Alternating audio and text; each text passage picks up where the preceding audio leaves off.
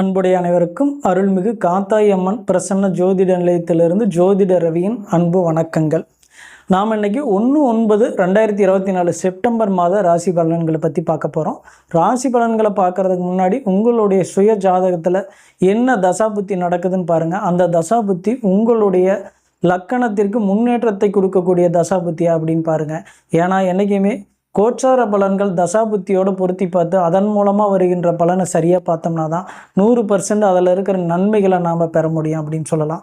அதனால் என்றைக்குமே உங்களுடைய சொந்த ஜாதகத்தில் என்ன தசாபுத்தி நடக்குது அதோடு இந்த கோச்சார பலன்கள் இணைச்சி பொருத்தி பார்த்தீங்கன்னா அதை சரியான ஒரு முடிவு எடுத்து அதன் மூலமாக உங்களுடைய வாழ்க்கை முன்னேற்றத்திற்கு ஒரு சிறப்பான எதிர்கால திட்டமிடுதலை நீங்கள் செஞ்சுக்கலாம்.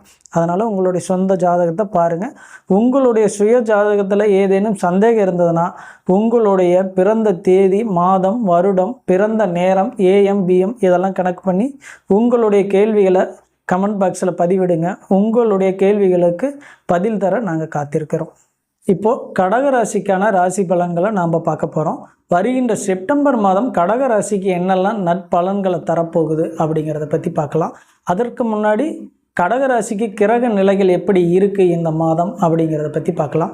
ராசியிலேயே சந்திர பகவான் இந்த மாதத்தின் தொடக்கத்தில் இருக்கிறாரு. புதன் பகவான் 5ஆம் தேதி வரையிலும் ராசியிலேயே இருப்பார். 2ஆம் இடத்துல சூரியனோட 5ஆம் தேதிக்கு பிறகு புதன் பகவான் இணைவார். 3ஆம் இடத்துல பார்த்திங்கன்னா சுக்கிர பகவான், கேது பகவான் இருக்கிறாரு. இங்கே 17ஆம் தேதிக்கு பின்னாடி சூரிய பகவான் இங்கே வந்துடுவார். அதேபோல் 8ஆம் இடத்துல சனி பகவான் இருக்கிறாரு. 9ஆம் இடத்துல ராகு பகவான் இருக்கிறாரு. 11ஆம் இடத்துல குரு பகவான் அமர்ந்திருக்கிறாரு. இது இந்த மாதத்தில் கடகராசியோட கிரக நிலைகள் இப்படி தான் இருக்குது. 12ஆம் இடத்துல செவ்வாய் பகவான் அமர்ந்திருக்கிறாரு. இது இந்த மாதத்தின் கிரக நிலைகள். இந்த மாதம் கடகராசிக்காரர்களுக்கு தொழில், வேலை சம்பந்தப்பட்ட விஷயங்கள் எப்படி இருக்கும் அப்படின்றத பற்றி பார்க்கலாம்.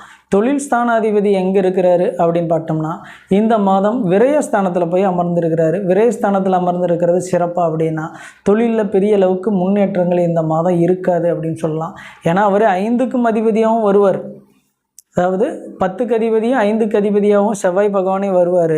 அவர் போய் 12ஆம் இடம் என்கின்ற விரயஸ்தானத்தில் அமர்றது சிறப்பாக அப்படின்னா கண்டிப்பாக தொழிலில் ஒரு வளர்ச்சியில் முட்டுக்கட்டையை கொடுக்கக்கூடிய மாதமாக தான் இது அமையும். அதனால் தொழில் சம்மந்தப்பட்ட விஷயங்களை ரொம்ப கவனமாக இருந்தக்கூடிய காலகட்டம் தான் கடகராசிக்காரர்களுக்கு. அதனால் ரொம்ப கவனமாக இருங்க. கவனமாக இருந்தால் தான் தொழிலில் பெரிய அளவில் பின்னடைவை சந்திக்காத ஒரு சூழ்நிலையை ஏற்படுத்தி கொடுக்கும் அப்படின்னு சொல்லலாம். முயற்சி செஞ்சிங்கன்னா கண்டிப்பாக சரிய முன்னேற்றத்தை கொடுக்கக்கூடிய காலம்தான்.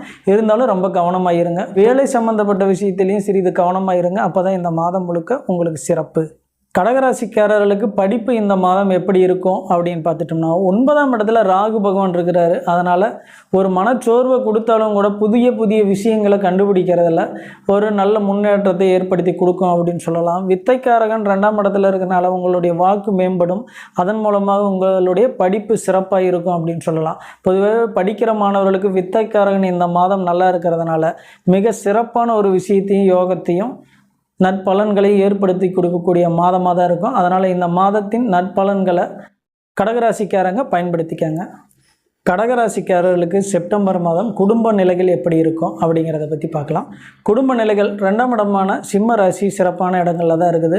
ராசிநாதன் அதாவது சிம்ம ராசிக்கு அதிபதியான சூரிய பகவான் இந்த மாதம் 17ஆம் தேதி வரையிலும் அங்கே இருக்கிறது தாராள தனவரையும் தன் குடும்பத்திற்கு தேவையான வாய்ப்புகளையும் ஏற்படுத்தி கொடுக்கக்கூடிய காலம்தான். அதனால் பொதுவாகவே கடகராசிக்காரர்களுக்கு இந்த மாதம் மிக சிறப்பான ஒரு யோக நிலைகளை பெற்றுத்தரக்கூடிய மாதமாக தான் இருக்குது அப்படின்னு சொல்லலாம். 17க்கு பிறகு சூரிய பகவான் 3ஆம் இடத்துக்கு போகிறதுனால, அதாவது குடும்பஸ்தானாதிபதி முயற்சி என்கின்ற 3ஆம் இடத்துக்கு போகிறதுனால 17ஆம் தேதிக்கு பிறகு கொஞ்சம் குடும்ப நிலைகளில் கவனம் எடுத்துக்காங்க. அது சிறப்பாக இருக்கும். பொதுவாக இந்த மாதம் குடும்ப நிலைகள் 17ஆம் தேதி வரையிலும் மிகச் சிறப்பான ஒரு யோகத்தை தாராள தனவரவை கொடுக்கக்கூடிய வாய்ப்புகளை ஏற்படுத்தி கொடுக்குற நிலையில் இருக்கிறதுனால நல்ல ஒரு சப்போர்ட்டிவாக இருக்கும். திருமணம் எப்படி இருக்கும் கடகராசிக்காரர்களுக்கு அப்படின்னு பார்த்தோம்னா 7ஆம் இடத்து சனி பகவான் 8ஆம் இடத்துல அஷ்டமச்சனி அப்படிங்கிற நிலைகளில் இருக்கிறனால திருமணம் சார்ந்த விஷயங்களில் கொஞ்சம் கவனமாக இருந்துக்கிறது தான் நல்லது. ஏன்னா திருமணம் சார்ந்த விஷயங்களில் கவனமாக இல்லைன்னா சிறிது பம்புகளும் வழக்குகளும் தேவையில்லாத கடன்களும் அதன் மூலமாக மனக்கசப்புகளும் சேரக்கூடிய வாய்ப்புகளை ஏற்படுத்தி கொடுத்துரும் அப்படின்னு சொல்லலாம். அதனால் கொஞ்சம் கவனமாக இருங்க.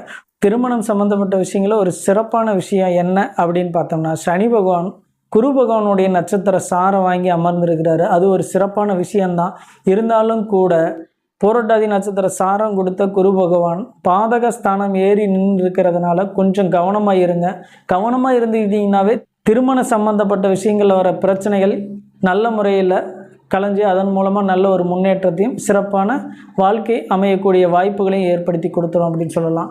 அதனால் இந்த மாதம் நல்ல மாதம் தான். அஷ்டம சனியாக இருந்தாலும் கூட குரு பகவானுடைய நட்சத்திரத்தில் சனி பகவான் சஞ்சரிக்கிறது மிக சிறப்பான ஒரு யோக பலனை திருமண வாழ்க்கையில் ஏற்படுத்தி கொடுத்துரும். முயற்சி பண்ணுங்கள்.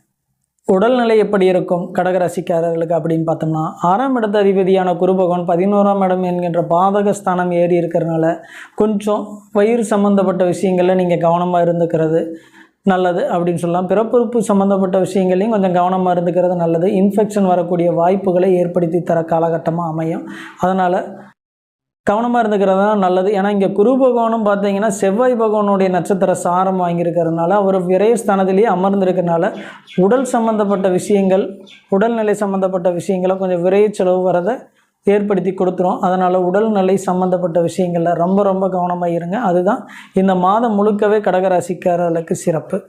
இப்போ கடகராசியில் 3 நட்சத்திரம் இருக்கும். புனர்பூசம், பூசம், ஆயில்யம். இந்த நட்சத்திரக்காரர்களுக்கு இந்த மாதம் எப்படி இருக்கும் அப்படின்னு பார்த்தோம்னா, புனர்பூச நட்சத்திரம், அதாவது குரு பகவான் 11ஆம் இடம் என்கின்ற பாதகஸ்தானம் ஏறி செவ்வாய் பகவானுடைய நட்சத்திரத்தில் அமர்ந்திருக்கிறது பெரிய சிறப்பு அப்படின்லாம் சொல்லிட முடியாது. அதனால் உடல்நிலை சார்ந்த விஷயங்கள், தன்னுடைய முயற்சி, இந்த விஷயங்களுக்கெல்லாம் கொஞ்சம் கவனம் எடுத்துக்காங்க. அப்போ தான் சிறப்பாக இருக்கும் அப்படின்னு சொல்லலாம்.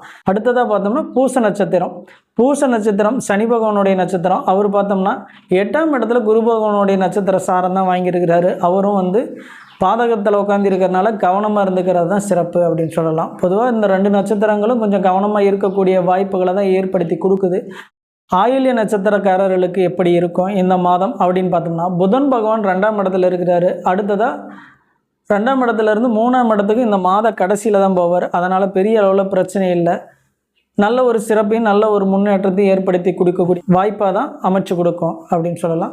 ஆயில்ய நட்சத்திரக்காரர்களுக்கு இந்த மாதம் ஓரளவுக்கு சிறப்பான முன்னேற்றத்தை ஏற்படுத்தக்கூடிய காலமாக அமைஞ்சிருக்கும். கடகராசிக்காரர்கள் இந்த மாதம் என்ன செஞ்சால் இவர்களுக்கு சிறப்பாக இருக்கும் அப்படின்னு பார்த்தோம்னா, பார்வதி அம்சம் பொருந்திய கோயில்கள், அதாவது பெண் தெய்வங்கள் இருக்கக்கூடிய கோவில்களுக்கு சென்று வழிபட்டுவாங்க. அது சிறப்பாக இருக்கும். பெண் தெய்வம் இருக்கின்ற கோயில்களுக்கு போயிட்டு அங்கே நடக்கின்ற திருமாங்கல்ய பூசைக்கு உங்களால் முடிஞ்ச அளவுக்கு பூசை செலவுக்கு ஏற்பாடு பண்ணி கொடுங்க. அது உங்களுடைய வாழ்க்கையை அடுத்த கட்டத்துக்கு முன்னேற்றத்துக்கு கொண்டு செல்லக்கூடிய ஒரு சிறப்பான வாய்ப்புகளை ஏற்படுத்தி கொடுக்கும் அப்படின்னு சொல்லலாம். உங்களுடைய வாழ்க்கை முன்னேற்றத்திற்கு தேவையான கேள்விகளுக்கு நாங்கள் பதில் தர காத்திருக்கோம். எங்களுடைய சேனலை சப்போர்ட் பண்ணுங்கள், சப்ஸ்கிரைப் பண்ணுங்கள், ஷேர் பண்ணுங்கள், லைக் பண்ணுங்கள். மீண்டும் அடுத்த காணொளியில் உங்களை சந்திக்கும் வரை நன்றி கூறி விடைபெறுகிறேன். நன்றி, வணக்கம்.